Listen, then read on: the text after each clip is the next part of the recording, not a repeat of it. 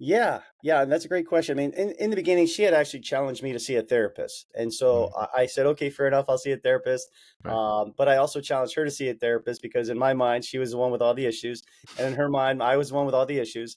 And Mm, so we began this journey of seeing some therapists, and which was helpful, but it also added a lot of fuel to the fire. She was seeing a childhood trauma specialist who really was digging into her childhood, which is where a lot of these wounds come from. mm, And so that was triggering her a lot emotionally. In my end, as things began to fall apart, I was just looking for answers. I was just like, mm, I didn't know what was going on, didn't mm, understand everything. And I had a therapist that was helpful too, but I was spending time on YouTube just trying to find different information. And I came across an incredible video by a woman named Thais Gibson, Thais, last name Gibson, out of Canada. She was on the Mel Robbins podcast, and she did a great, about an hour and 15-minute podcast talking about attachment theory. And as she went through the attachment styles and this whole theory about these wounds and how they act together in relationships, I just was like blown away. And I thought, man, that is us. That was my wife and I to a T. I could see a lot of that stuff. And it was revelation, it was like new revelation to me because I'd never heard of this stuff before. And I thought, man, mm, there's some answers here. And so I just really delved into that work from that point on. That was about a month, maybe a month and a half before my wife and I would actually have the restraining order and split. mm, So I was already interested and focused on trying to figure this out.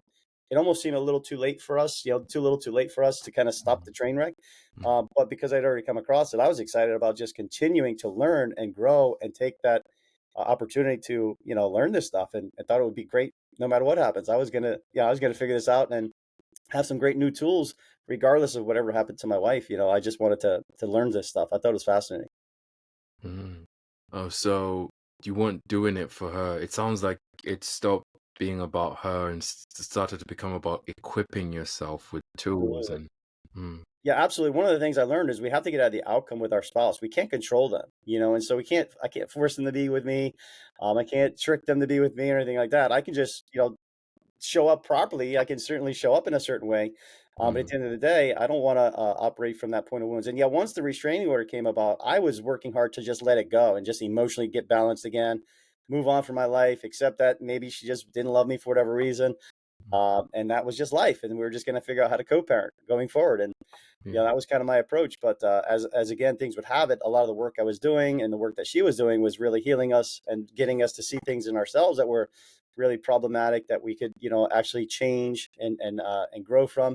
And then when we did have an opportunity to come back together, the love was still there, which was shocking to me because I didn't think she really loved me because all the things they say, on the way out, as you're throwing Mm, out the door, like, you're the worst person in the world. So you start to think, okay, maybe that's true.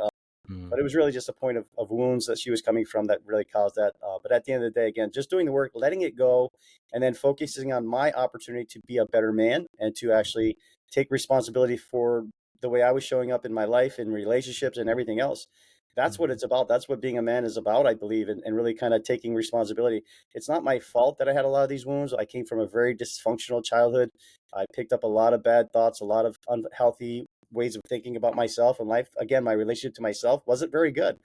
And so I was carrying that around on a regular basis, and that was destroying my life and relationships and stuff. So, but this was a chance to look at that and accept it and grow from it and change and say, okay, this is the way it is. I have these wounds, I have these issues, but that doesn't mean I have to keep them. I can actually change them. I can grow from that and move on and heal that and move forward. And